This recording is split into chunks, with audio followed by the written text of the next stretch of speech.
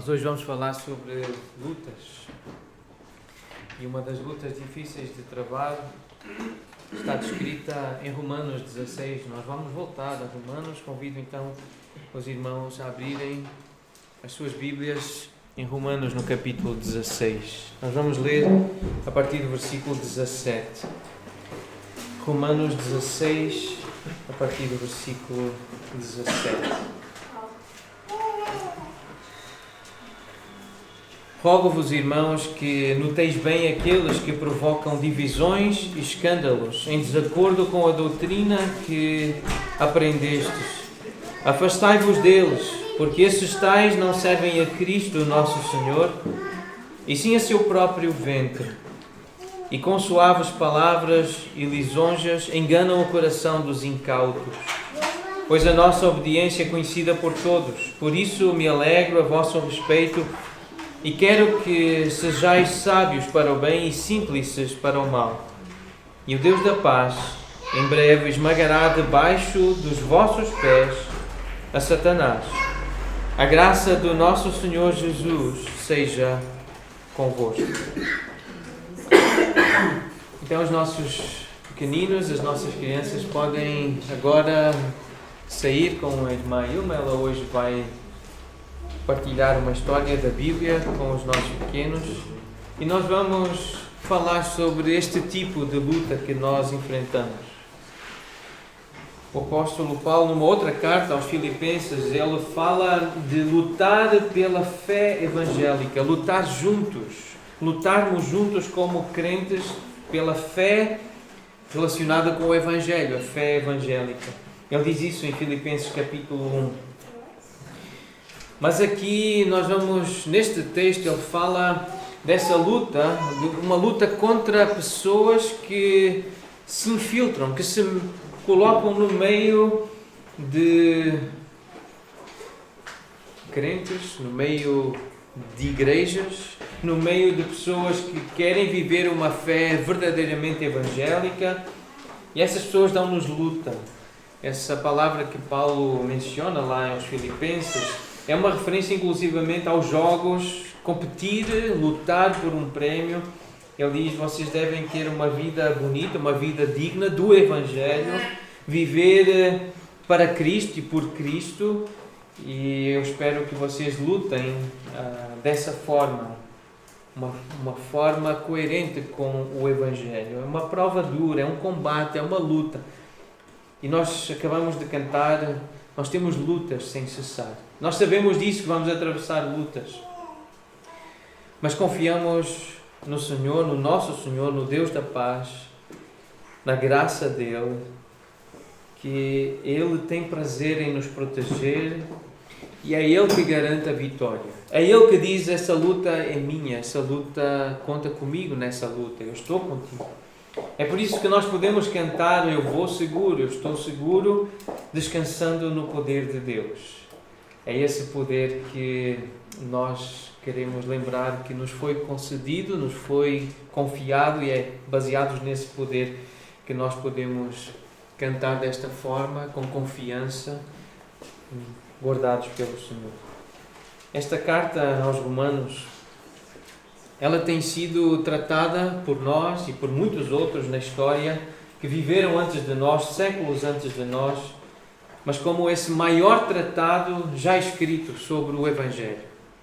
A melhor forma que nós encontramos, que temos escrito nas Escrituras, de defender o Evangelho, de tratar o Evangelho, apresentar, ensinar o Evangelho. Então esta carta descreve e declara com brilhantismo, é uma obra brilhante, é algo literariamente elevado, digno. É uma obra brilhante do apóstolo Paulo, certamente, obviamente, inspirado pelo Senhor, como ele diz nas suas cartas, e nesta ele também diz, afirmar servir ao Senhor. É por causa de Jesus, é por causa da obra do Espírito Santo nele, que ele pôde falar do trabalho de Cristo para nos dar paz com Deus e uns com os outros.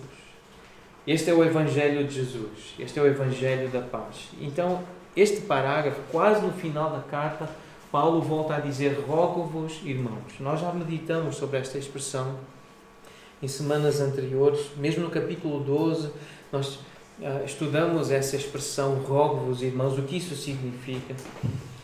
E nós sabemos, e uma das conclusões às quais chegamos por causa desta expressão é que os melhores relacionamentos são construídos no alicerce da confiança mútua e do falar a verdade um ao outro. É tratarmos-nos como irmãos e vir com esta expressão, rogo-te, irmão, eu peço que tu me ouças. Ouve o que eu te quero dizer, chamar o irmão para perto, ou nos aproximarmos do irmão. Este é o clima desta expressão grega. Eu quero ter um relacionamento alicerçado na verdade, na confiança contigo. E são estes os melhores relacionamentos. Aqueles que são construídos, alicerçados numa confiança uns nos outros. No falar a verdade um ao outro. É isso que esta expressão traz. E já que Jesus é o nosso modelo de ministério pessoal, nós também devemos ter o compromisso de entrar no mundo das pessoas. Podemos começar por investir tempo para fazer boas perguntas e para ouvir bem as respostas. E a nossa esperança é que as outras pessoas nos procurem e compartilhem mais das suas lutas. Como igreja, nós esperamos que pessoas de fora da igreja nos procurem para partilhar as suas lutas. Mas dentro da igreja nós também esperamos ser confiáveis para que as pessoas nos procurem, que nós nos procuremos uns aos outros para partilhar as nossas lutas.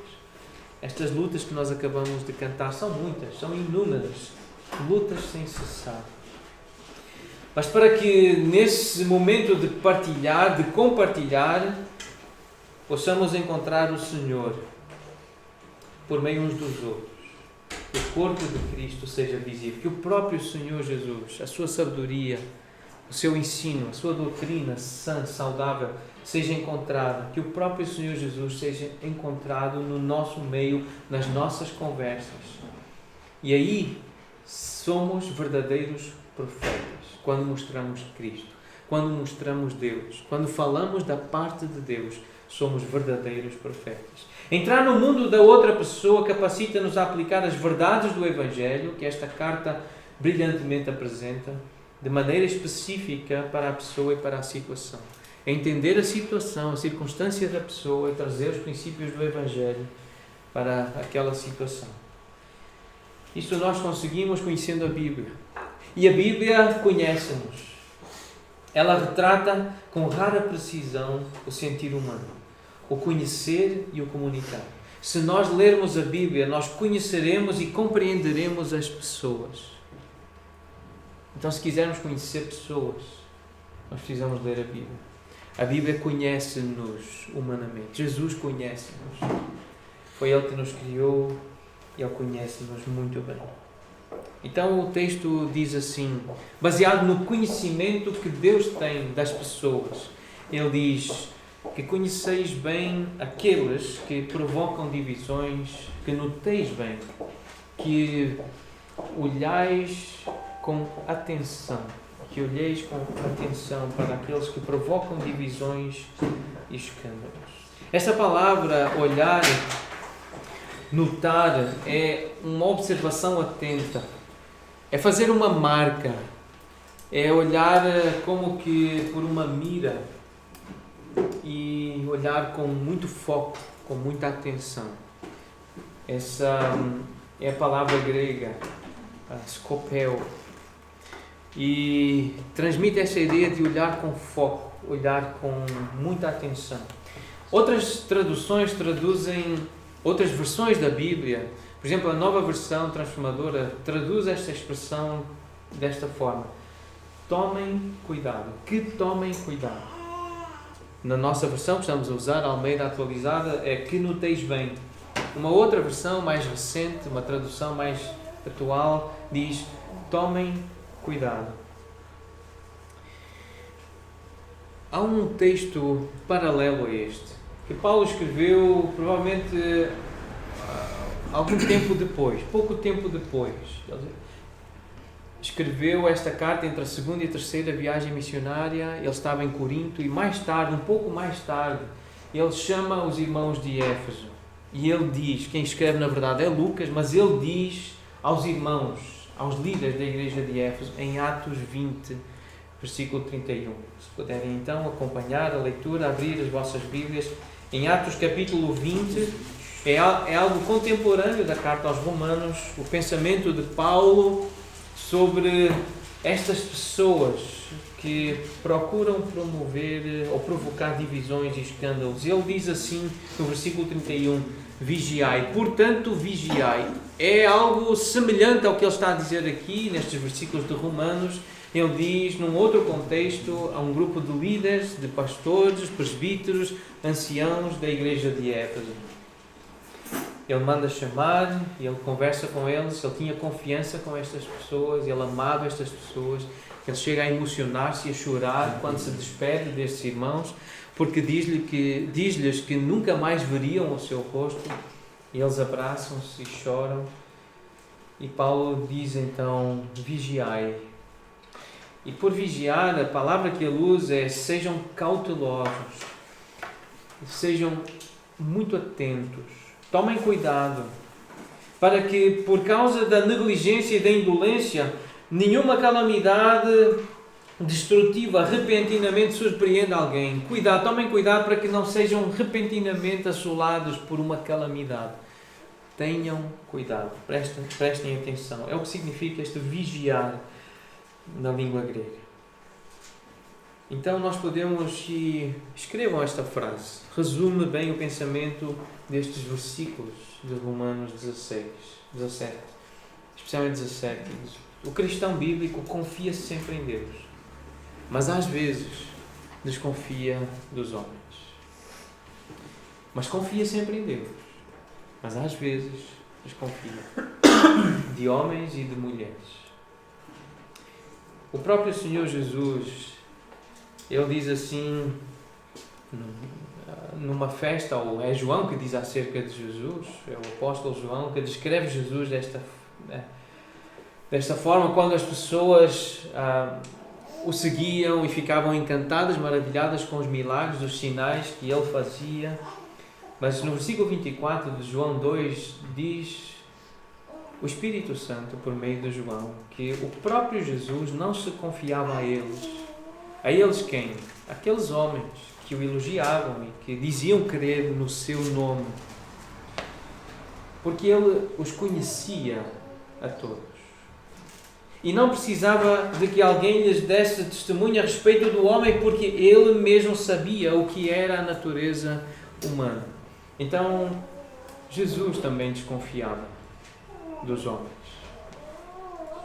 E por isso, nós também precisamos aprender a desconfiar de alguns homens, alguns seres humanos. Voltando a Atos capítulo 20, e neste contexto paralelo daquilo que estamos a ler em Romanos 16, Paulo diz no capítulo 20, versículo 26, retomando a leitura: eu vos protesto no dia de hoje que estou limpo do sangue de todos, porque jamais deixei de vos anunciar todo o desígnio de Deus. E voltando a Romanos 16, é a doutrina que aprendestes. A doutrina que aprendestes é o desígnio de Deus, é aquilo que Deus queria que aprendessem. E por isso Ele designou homens para falarem da parte dele, e aqui estamos nós, diz Paulo, a falar da parte de Deus. E não deixamos de o fazer. Nós anunciamos a doutrina de Cristo. Nós anunciamos todo o desígnio de Deus. Então, de novo, o que Jesus mandou que fosse ensinado, foi ensinado pelos apóstolos, inclusive por Paulo, um apóstolo nascido fora do tempo. Versículo 28, atendei por vós, tenham cuidado, notai-vos a vós mesmos. Deem atenção, tenham cuidado por vós mesmos. Concentrem-se, devotem pensamento e esforço, trabalhem, foquem em vós mesmos também. Mas não só em vós, também atendei por todo o rebanho sobre o qual o Espírito Santo vos constituiu bispos, supervisores, para pastoreardes a igreja de Deus, a qual Ele comprou com o seu próprio sangue. Versículo 29. Eu sei que depois da minha partida entre vós penetrarão lobos vorazes. Então, no meio das ovelhas, Paulo sabia que iam entrar lobos. E nós sabemos que esses lobos vorazes são chamados por Jesus de falsos profetas. Mateus 24, 24. Pedro fala de falsos mestres que iriam penetrar na igreja. Mais à frente, hoje, nós não vamos conseguir ver todos os textos. Há tanta informação bíblica acerca deste assunto. E eu preferi dividir a informação e próximas semanas, se Deus permitir, voltaremos a falar sobre este importante assunto de este tipo de pessoas que entram na igreja, falsos profetas, falsos mestres, que procuram influenciar a igreja. Em Gálatas 2, Paulo fala de falsos irmãos e que estão nas igrejas locais. E Paulo então diz que esses lobos vorazes não pouparão o rebanho. E que dentre vós mesmos, pastores, presbíteros, supervisores, bispos, dentre vós mesmos, líderes da igreja de Éfeso, se levantarão homens, falando coisas pervertidas para arrastar os discípulos atrás deles, atrás de si. Homens que querem ser seguidos, querem ter seguidores. Em vez de seguir Jesus e de querer ter seguidores de Jesus, nas igrejas surgem homens que querem ser seguidos e começam a falar coisas pervertidas. Portanto, versículo 31, vigiai, notai bem, notem bem, tenham cuidado, prestem atenção. Lembrando-vos de que por 3 anos, noite e dia, não cessei de admoestar. E a palavra aqui que está eu não deixei de vos aconselhar. Eu não deixei de usar a Bíblia para cuidar de vocês. É o que ele está a dizer, de vos nutrir, de vos pastorear, com lágrimas a cada um. Agora, pois, encomendo-vos ao Senhor e à palavra da sua graça, à doutrina. Essa doutrina que vos foi entregue, que primeiro nos foi entregue e que vos foi entregue. Eu encomendo-vos ao Senhor e à sua palavra, à palavra da sua graça. E é o Senhor e a palavra, é a palavra que tem poder para vos edificar. É a doutrina, é a teologia, é a verdade acerca de Jesus, que tem poder para nos edificar, nos ajudar a crescer, para nos dar herança entre todos os que são santificados. Então, esta ideia de estar atento, de marcar, de apontar, de notar com atenção, está presente em outros momentos, em outras cartas de Paulo. Por exemplo, na segunda carta aos Tessalonicenses, no capítulo 3, versículo 14, não apenas aos falsos mestres, falsos profetas, mas aqueles que se dizem irmãos, diz Paulo assim à igreja: caso alguém não preste obediência à nossa palavra, dada por esta epístola, notai-o. A mesma expressão, notem-no. Prestem atenção a essa pessoa. Nem vos associeis com ele, para que fique envergonhado. Todavia não o considereis por inimigo, mas adverti-o como irmão. Eu fico a perguntar, e é difícil saber quando é que é inimigo, quando é que é um falso profeta, quando é que é um falso mestre, um falso irmão, quando é que é o joio, quando é que é o lobo, quando é que é o bode. É difícil.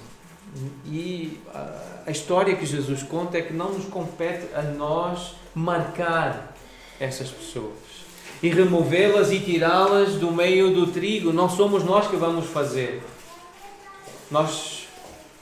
Eu não sei, eu não tenho a certeza. Eu acredito, tenho uma opinião acerca de algumas pessoas que eu já conheci e com temor eu afirmo, eu creio, mas tenho medo de o dizer, mas eu creio que são falsos profetas, são falsos mestres, são falsos irmãos. Infelizmente eu creio que eu já conheci alguns. Mas por causa dessa parábola de Jesus, do trigo e do joio, e da pergunta que os servos fazem: queres que vamos lá arrancar o joio? E o Senhor diz: não, isso não vos compete a vós fazer, os meus anjos farão isso, não é trabalho vosso. Nós não arrancamos. Nós não decretamos, nós não dizemos que é joio, nós não dizemos que é falso profeta, Nós não dizemos que é falso irmão. Nós notamos, nós vemos como é que essas pessoas se estão a portar. Nós podemos apenas observar o comportamento e não o coração, não a natureza. Só Jesus conhece a verdadeira natureza. É por isso que é difícil este texto. É por isso que é difícil lidar com estas pessoas. Porque se por um lado nós precisamos notar, nós precisamos dizer: contigo não me associo. Contigo eu não posso andar. Contigo eu não quero caminhar. E eu preciso saber quem é essa pessoa. Por outro lado, o apóstolo, e Deus por meio do apóstolo diz: não o considereis por inimigo, mas adverti-o como irmão. Portanto, o cristão bíblico, ele vive descansado, mas sempre atento. Nós vivemos descansados porque sabemos que não é o nosso trabalho andar a remover o joio. Não é o nosso trabalho andar por aí à procura dos falsos profetas, dos falsos mestres e dos falsos irmãos. O nosso trabalho é descansar em Deus, é confiar nele, na obra que Ele está a fazer em nós e que faz também nas outras pessoas. Nós sabemos que atravessamos lutas, mas confiamos que o Senhor tem prazer em nos proteger. Cantamos isso há pouco. Tudo havemos de vencer pelo seu poder. Por isso nós andamos seguros, descansados no poder de Deus. Então nós precisamos estar atentos a nós mesmos. E Paulo diz então em Atos 20 aos irmãos: atendei por vós. E nós temos outras ocorrências em que somos chamados a olhar primeiro para nós. Examine-se, pois, o homem a si mesmo. E assim coma do pão e beba do cálice, assim participe da comunhão de Cristo. Então olha para ti, nota-te bem a ti mesmo. Vê quem tu és e o que estás a fazer. Na segunda carta aos Coríntios, Paulo diz: examinai-vos a vós mesmos se realmente estáis na fé. Provai-vos a vós mesmos. Vigiem-se, notem-se, questionem-se. Sou trigo ou sou joio? Sou verdadeiro ou falso profeta? Sou um verdadeiro ou falso irmão? Isso é o que somos chamados a fazer. Será que eu estou realmente na fé? Eu sou de Jesus? Será que eu posso dizer e cantar isso? Gálatas 6, Paulo diz também, em outras palavras, que cada um prove o seu labor. Olha para si e para o que faz, o seu trabalho e os resultados do seu trabalho. E assim terá motivo de gloriar-se unicamente em si, não em outro. Olhe para si, prove o seu labor. Ponha o seu trabalho à prova, as suas obras, prove-as, teste-as. E Paulo diz a um jovem pastor, diz a Timóteo, 1 Timóteo 4,16, tem cuidado de ti mesmo. Cuida de ti, Timóteo. Atende por ti, atendei por vós. Presta atenção a ti, de ti e da doutrina. Fazendo isto, continua nestes deveres, porque fazendo isto salvarás tanto a ti mesmo como aos teus ouvintes, para quem tu és profeta, para quem tu falas a palavra de Deus. Então nós precisamos estar atentos a nós mesmos. O cristão bíblico, ele está atento a si e está atento àqueles que provocam divisões e escândalos. O cristão bíblico vive descansado, é verdade, mas sempre atento. O cristão bíblico confia sempre em Deus, mas às vezes desconfia dos homens. Quais homens? Aqueles que provocam divisões, dissensões, discussões. Certamente já ouviram aquela ideia de dividir para conquistar, uma estratégia de guerra. E em política e sociologia, dividir para conquistar ou dividir para reinar consiste em ganhar o controlo de um lugar através da fragmentação das maiores concentrações de poder, impedindo que se mantenham individualmente. Este conceito de dividir para reinar, dividir para dominar, para conquistar, ele refere-se a uma estratégia que tenta romper as estruturas do poder existentes e não deixar que grupos menores se juntem e assim ganhem poder. É, portanto, um princípio comum na política. O uso desta técnica refere-se ao controlo que o soberano possui sobre as populações ou grupos, fações de diferentes interesses. Que juntas, essas fações, esses grupos, poderiam ser capazes de se opor ao governo central, ao governo maior. Sendo assim, esse governante que tem esta estratégia de dividir para governar, para reinar, ele precisa evitar que os diferentes grupos e populações se entendam, pois uma união poderia causar uma oposição forte demais. Um autor do tempo da Reforma, Nicolau Maquiavel, ele escreveu um livro chamado A Arte da Guerra. E ele cita como estratégia militar precisamente esta ideia de dividir para reinar. Ele diz assim: um capitão deve se esforçar ao máximo para dividir as forças do inimigo, seja fazendo-o desconfiar dos homens em que confiava antes, ou dando-lhe motivos para separar as suas forças, enfraquecendo-as. Então este é o conceito. Esforçar-se ao máximo para dividir as forças do inimigo, seja fazendo desconfiar dos homens em que confiava antes, lançando dúvida sobre as pessoas em quem confiavam, aqueles homens que formam o grupo, então lançar dúvidas sobre o caráter dos seus líderes, das pessoas em quem confiam, ou dando motivos para separar as forças, trazendo assuntos para dividir, para criar dissensão, discussão. Isto não é algo novo, Maquiavel não inventou nada, porque o próprio Senhor Jesus já tinha dito claramente em Mateus 12, versículo 25. Quando foi acusado de servir a Belzebu, fazer o que fazia o ministério dele, expulsar demónios em nome de Belzebu, Jesus, conhecendo os pensamentos, o que estavam a pensar e o que o estavam a acusar, ele diz claramente: todo o reino dividido contra si mesmo ficará deserto. E toda a cidade ou casa dividida contra si mesma não subsistirá. Então, se queremos desertificar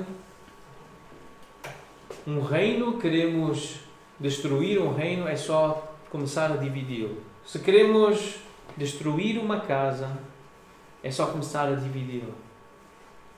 Para destruir uma igreja, é começar a dividir a igreja, trazendo assuntos polémicos, trazendo verdade misturada com o erro, é trazendo influências malignas, aquele fermento que começa a surgir com opiniões humanas, isto é, satânicas, diabólicas, demoníacas. É assim que Jesus chama os pensamentos humanos, meramente humanos. Ele compara-os a pensamentos satânicos, diabólicos, demoníacos. É por isso que temos tanta resistência com a psicologia. É por isso que temos tanta resistência à filosofia, à antropologia e à sociologia. Tem muita coisa humana. Tem homem demais nestas supostas ciências. Esses querem provocar divisões e escândalos. O que são os escândalos? Os escândalos, esta palavra ela traz a ideia de uma armadilha, uma cilada.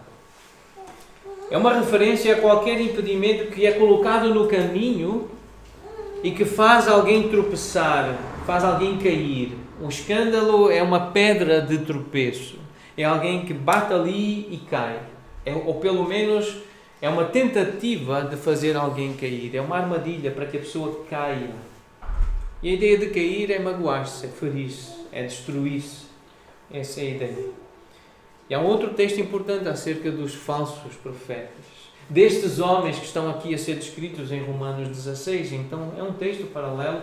Numa outra carta a um jovem pastor, Tito capítulo 1, Paulo diz: existem muitos insubordinados, palradores frívolos, ou seja, falam e não dizem nada, e enganadores.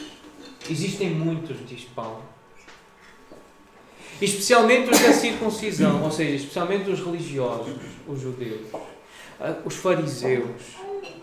especialmente aqueles que têm uma certa habilidade para dizer está escrito, e vão começar a explicar o que está escrito. Ele diz especialmente esses, os que citam a lei, que citam Moisés, os da circuncisão. Versículo 11 diz: é preciso fazê-los calar, porque andam pervertendo casas inteiras. Esta é a ideia do escândalo. Perverter casas inteiras. É fazer cair. Esta é a ideia do escândalo. Provocar escândalo é perverter uma casa, é fazê-la cair, dividir para destruir, para conquistar, para reinar, ensinando o que não deve.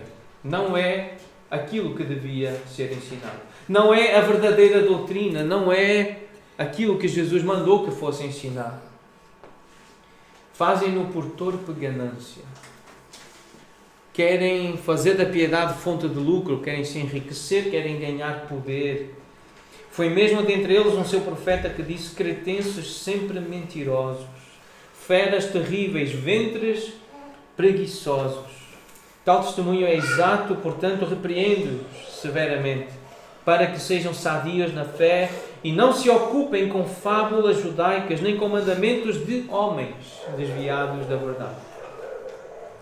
São homens que não foram buscar a verdade a Deus e às Escrituras, mas a si mesmos, aos seus pensamentos, aos seus raciocínios, às suas fábulas, às suas invenções.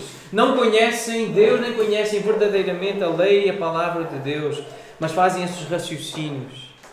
Curiosa esta associação aqui do final do versículo 12, ventres preguiçosos. Nós vamos ver isso depois mais à frente.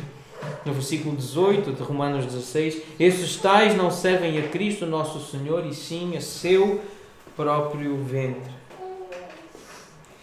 É torpe ganância, é egoísmo, é olhar para si, os seus planos, os seus sonhos, é o homem no centro, é o ego no centro.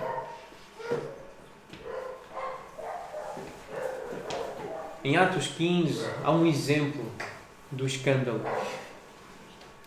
E deste escândalo que estes homens tentam provocar, tentam causar.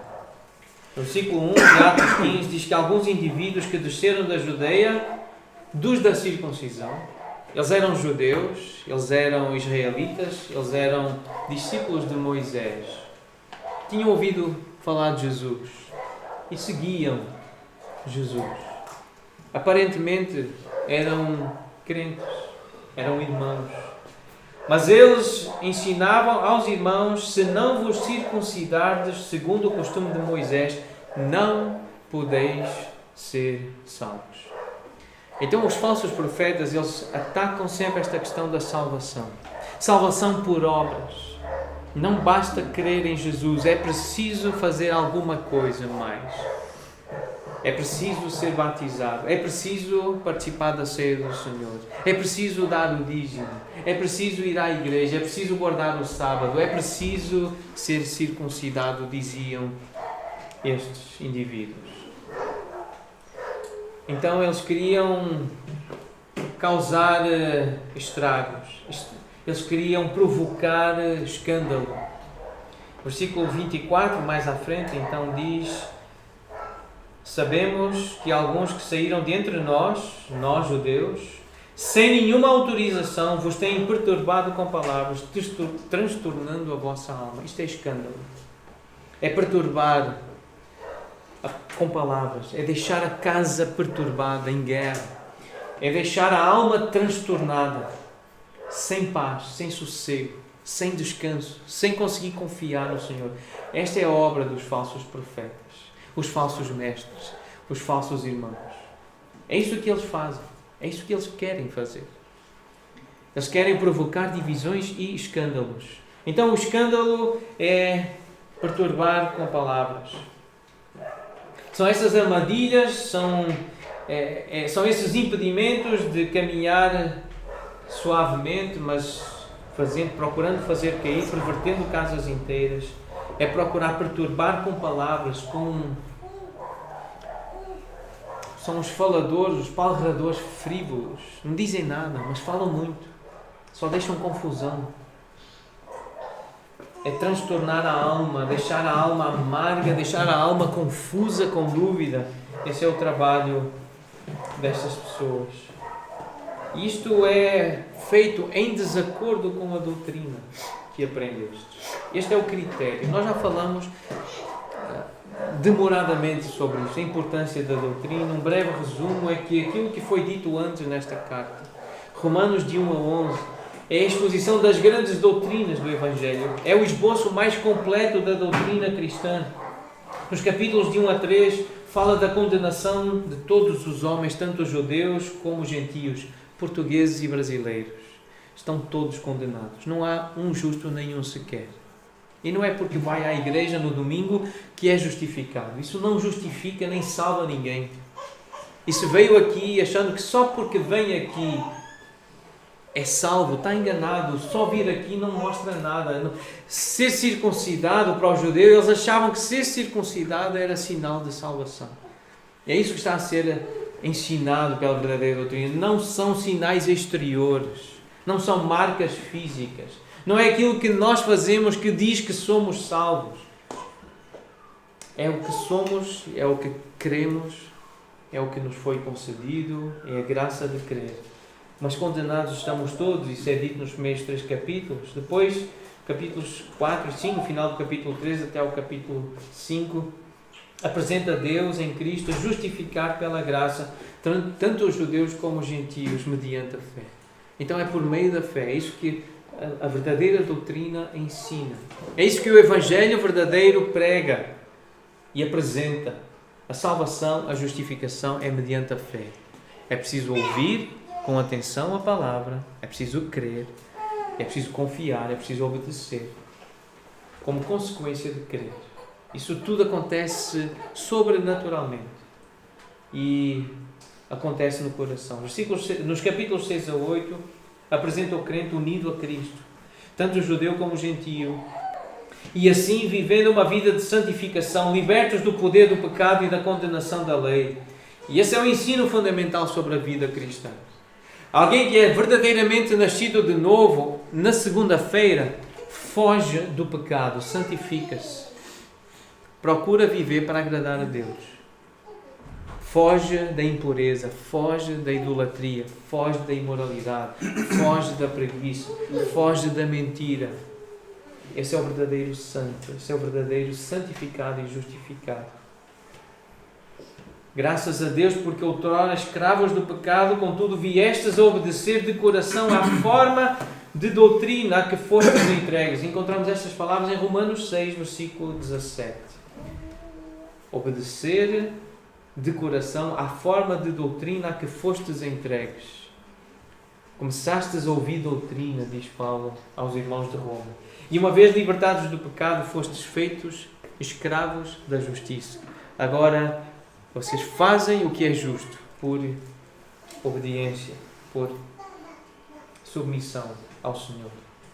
Os capítulos 9 a 11, a posição da nação de Israel no plano de Deus, o que acontecerá aos judeus, explica a aliança feita com Abraão, as implicações disso com Israel e também com os gentios, conosco. E a partir daí, do capítulo 12, então, à luz de tudo que foi exposto, Paulo apresenta o que isso implica, o que implica a doutrina. Então, baseados na exposição das grandes doutrinas do Evangelho, o que é que o crente bíblico deve fazer como verdadeiro cristão? Renovar a mente. É uma renovação da mente, é aprender, ensinar a alma. É uma renovação do que crê, do que pensa. É uma renovação da mente. É aquilo que nós vimos a semana passada, o que da minha parte ouviste, em 2 Timóteo 2. Da minha parte quem? Dos apóstolos, de Jesus. É essa informação que renova a mente. É ouvir o que os apóstolos disseram. Não é o que os pastores contemporâneos dizem. Não é o que os louvores pregam. Os louvores pop cristão. Não são essas coisas que formam a nossa mente. Mas sim o que Jesus ensinou e que os apóstolos repetiram. Por isso, nós sabemos que não é fácil ler a Bíblia sempre. Não é fácil orar porque a carne odeia isso. Então, o que nós precisamos entender é que todos nós temos que lutar contra a apatia. Todos nós precisamos lutar contra a preguiça espiritual. São aqueles que lutam contra isso, contra a preguiça e contra a apatia, que prevalecem e progridem em santidade. E isto é muito, muito importante. Nós não nos santificaremos, nós não cresceremos em conformidade com Cristo, fazendo nada, ficando à toa, deixando a vida nos levar, sem fazer nada, espiritualmente falando, sem ler a Bíblia, sem meditar na Bíblia, sem orar, sem falar abertamente com irmãos em quem confiamos. Nós não vamos crescer, nós não nos vamos santificar fazendo nada. É por isso que o Senhor concedeu uns para apóstolos, outros para profetas, outros para evangelistas e outros para pastores e mestres, para que não sejamos mais como meninos agitados de um lado para o outro e levados ao redor por todo o vento de doutrina, pela artimanha dos homens, pela astúcia com que induzem ao erro. Notem bem aqueles que provocam divisões e escândalos. Em desacordo com a doutrina que aprendestes. É preciso aprender a doutrina para podermos ficar firmes e não andarmos aí perdidos, transtornados, com a alma perturbada. Porque é isso que alguns querem fazer no nosso meio. E a orientação bíblica é esta: afastai-vos deles. Final do versículo 17. Romanos 16 diz: afastai-vos deles. Afastar-se é dar as costas e andar na direção contrária. É evitar alguém, mas evitar com determinação, com compromisso. Eu não quero estar perto de ti. Entendeste? Isso é evitar. Isso é afastar. No Velho Testamento, a orientação era matar este tipo de gente. Falsos profetas que surgiam no meio do povo de Deus, em Deuteronômio 13, têm a orientação como tratar esses que querem provocar divisões e escândalos. Vamos ler Deuteronômio 13, alguns versículos. Todo o capítulo trata este assunto. Mas vamos começar no versículo 1. Diz: quando o profeta ou sonhador se levantar no meio de ti. Tive um sonho, tive uma revelação. Deus disse-me. E levanta-se e começa a ensinar. Deus disse-me esta noite que tu, quando alguém fizer isso, se levantar e te anunciar um sinal ou prodígio, suceder o tal sinal ou prodígio de que te houver falado, reparem, não é que a coisa não se cumpre, ela cumpre-se. Aquele sinal cumpriu-se. Aquela visão, ela realiza-se. E se disser: vamos após outros deuses que não conhecestes e sirvamo-los, não ouvirás as palavras desse profeta ou sonhador. Porque ele está a fazer sinais e prodígios para te conduzir para longe do Senhor, para longe dos caminhos do Senhor. Não ouças. Porquanto o Senhor vosso Deus vos prova, para saber se amais o Senhor vosso Deus de todo o vosso coração e de toda a vossa alma. Andareis após o Senhor vosso Deus e a Ele temereis, guardareis os seus mandamentos, ouvireis a sua voz, a Ele servireis e a Ele vos achegareis. O Senhor está a provar para saber o que é que está no vosso coração. O que é que tu queres? Tu queres seguir os teus caminhos? Queres andar em direção aos teus prazeres, aos teus sonhos? Ou é por causa do Senhor? Porque o Senhor envia provas difíceis. É difícil saber quando é falso profeta, porque ele diz coisas que se cumprem. Há sinais, há revelações que parece de um anjo, isto parece de Deus. Como é que ele podia saber isto acerca de mim? Como é que ele podia saber que isto iria suceder? É difícil. Versículo 5 diz: este profeta ou sonhador será morto, pois pregou rebeldia contra o Senhor. Ele é o vosso Deus. Foi Ele que vos tirou da terra do Egito e vos resgatou da casa da servidão. Como é que sabemos isso? Porque ao povo foi ordenado, aos homens foi ordenado contar esta história aos filhos. Foi o Senhor que nos tirou do Egito. Foi Jesus. Nós aplicamos isto à igreja. Foi Jesus que morreu por nós. Foi Ele que nos comprou, nós somos dele. Então é o que Ele diz que eu obedeço. Não é o que um anjo diz, não é o que um profeta humano diz, é o que Jesus diz. É preciso então que os pais ouçam o Senhor e que digam aos filhos quem é o Senhor que tirou da terra do Egito, quem é o Salvador que morreu na cruz para libertar dos pecados. É preciso conhecer a verdade, o Evangelho. Esses homens querem vos apartar do caminho que vos ordenou o Senhor, vosso Deus, para andardes nele. E ao matá-los, assim eliminarás o mal do meio de ti. O texto continua e é bem complicada a parte que vem a seguir. Porque diz a partir do versículo 6 que se teu irmão, o teu filho, a tua mãe, o teu filho ou a filha ou a tua filha ou a mulher do teu amor, a tua esposa, ou o teu amigo que amas como a tua alma, te incitar em segredo, dizendo, vamos e servamos a outros deuses que não conheceste nem tu nem teus pais, dentre os deuses dos povos que estão ao redor de ti, perto ou de longe. A influência pode vir de dentro de casa, de um filho, pode vir do cônjuge. Versículo 8 diz, não concordarás com ele, nem o ouvirás, não olharás com piedade, não o pouparás, nem o esconderás, mas certamente o matarás. A tua mão será a primeira contra ele, para o matar, ainda que seja o teu filho. E depois a mão do teu povo, de todo o povo. Versículo 10 diz, apedrejá-lo-ás até que morra, pois te procurou apartar do Senhor teu Deus que te tirou da terra do Egito, da casa da servidão. É um assunto sério. Alguém que procura afastar do Salvador, do Libertador, do Redentor, dos caminhos dele. Então no Velho Testamento a orientação era matar os falsos profetas que surgiam no meio do povo de Deus. Mas no Novo Testamento a orientação é bem mais suave. Mas assim como as orientações da Direção-Geral de Saúde são confusas, é difícil. Porque a sugestão, a orientação é afastamento social. Considera-o como gentio e publicano. É assim que no Novo Testamento aparece. É difícil. Como é que eu faço isto? Diz Jesus, Paulo diz, não vos associeis com os impuros. Segundo aos Tessalonicenses, Paulo diz que vos aparteis de todo irmão que anda desordenadamente. Versículo 14, em 2 Tessalonicenses 3, diz, notai-o, nem com ele vos associeis.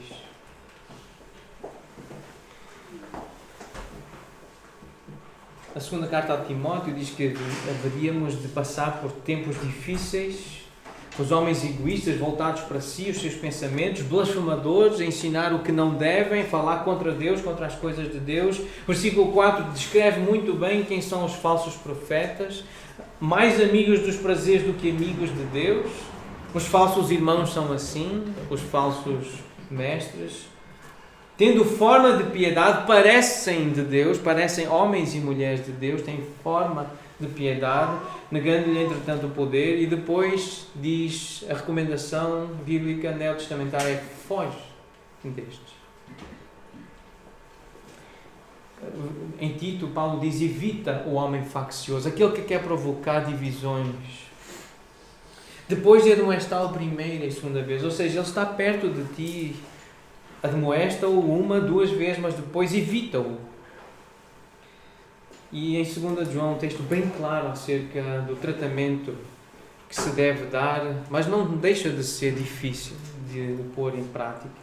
2 João 10. Se alguém vem ter convosco e não traz esta doutrina, e vamos prestar atenção de novo a esta expressão, se alguém não traz esta doutrina, a doutrina que eu prego, diz João, eu sou apóstolo de Jesus Cristo. E se alguém não traz a nossa doutrina, a doutrina dos apóstolos, não o recebais em casa. Afastamento social.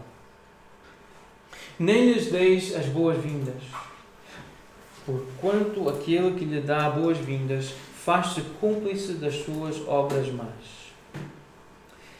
Então, é verdade, o cristão bíblico procura ter paz com todos. Aprendemos isso em Romanos 12.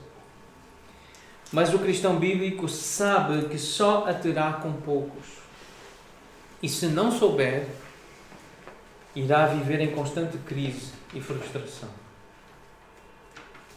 Porque Jesus já tinha dito de forma clara que iríamos, como discípulos dele, ser perseguidos por causa da justiça. Os discípulos dele foram.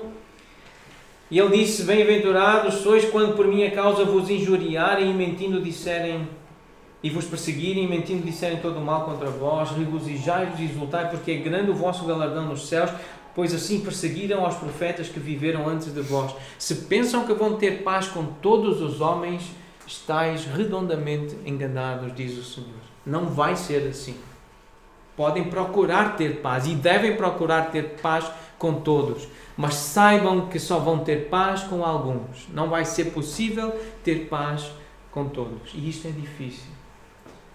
Nós não queremos que seja assim. Nós não queríamos querer, não querer. Nós não queríamos.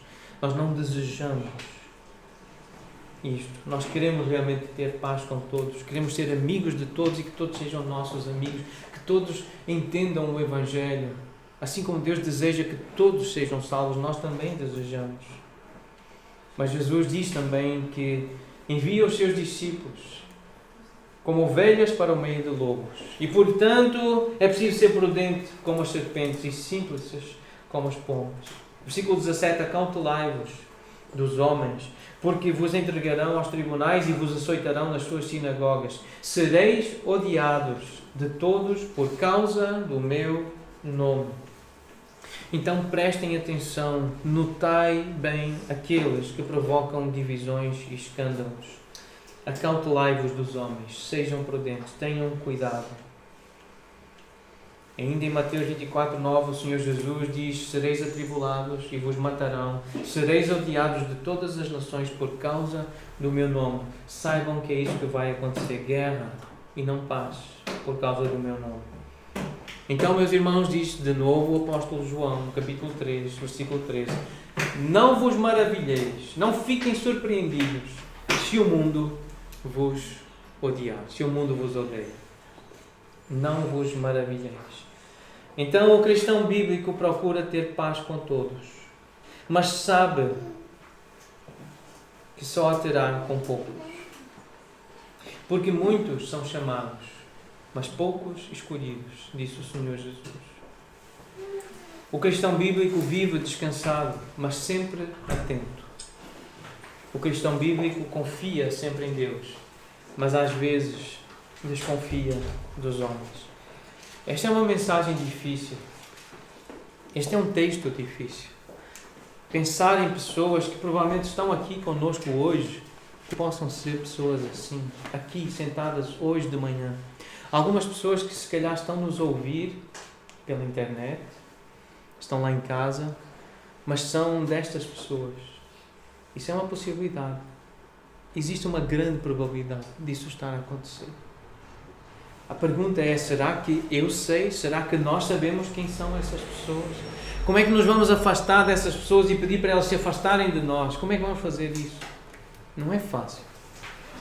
Isso exige muita dedicação da nossa parte para conhecer a doutrina, para estar de acordo com a doutrina que nos foi ensinada. Irmãos, precisamos conhecer doutrina, precisamos de teologia, precisamos de ser expostos à verdade, para saber se aquilo que as pessoas nos vêm dizer, a forma como o vêm dizer. Porque lembremos, esta gente é astuta. É Deus que diz. Eles são astutos, eles são espertos, eles sabem enganar, eles parecem piedosos, têm forma de piedade. Às vezes são as pessoas que parecem mais santas. São as pessoas que mais parecem conhecer a Bíblia. São as mais perigosas. E precisamos ter tanto cuidado com esta gente. Eu preciso ter cuidado. Nós confiamos no Senhor. E precisamos lembrar disso. O cristão bíblico confia sempre em Deus, mas às vezes desconfia dos homens. E precisamos aprender a desconfiar de homens e de mulheres. Com muita humildade, porque nós não fomos chamados para matar ninguém. Nós não vamos matar ninguém. Não vamos apedrejar ninguém. Mas a algumas pessoas vamos dizer: eu não quero nada contigo. Fica longe de mim, da minha casa e da minha igreja. Eu não quero nada contigo. Sai daqui, por favor. Então nós precisamos ter esta coragem, esta ousadia de fazer isso. Notar bem aqueles que provocam divisões e escândalos por causa da doutrina que aprendemos. É assim que vamos glorificar o Senhor. Ele que já operou grandes maravilhas por alguém que firme nele confiou. Ele pode nos livrar de tropeços. É assim que termina a carta de Judas, que nós vamos ver em breve. Judas trata de falsos profetas. É uma carta curta e é só para falar desse assunto. Falsos profetas. E é assim que termina a carta de Judas. Uma expressão de louvor ao Deus que nos pode guardar de tropeçar. Alguém que confia nele, Deus opera maravilhas. De guardar de tropeços, guardar de divisões, de perturbação da alma, de perversão de casas inteiras, destruir casamentos e relações com pais e filhos. Então nós vamos cantar um hino que nos lembra de que o Senhor conhece cada um de nós. Ele vê a nossa fé. Ele contempla a nossa fé. Não é o nosso exterior. Ele não fica a ver se os homens são circuncidados ou não. Ele não fica a olhar para as mulheres se elas têm vestidos compridos e véus na cabeça ou não. Não são os sinais exteriores. O Senhor vê o coração. Ele contempla a fé. E é isso que precisamos lembrar. Esse é o Deus que nós servimos. Nós somos cristãos bíblicos. Nós servimos ao Deus da Bíblia. O Deus que contempla a nossa fé.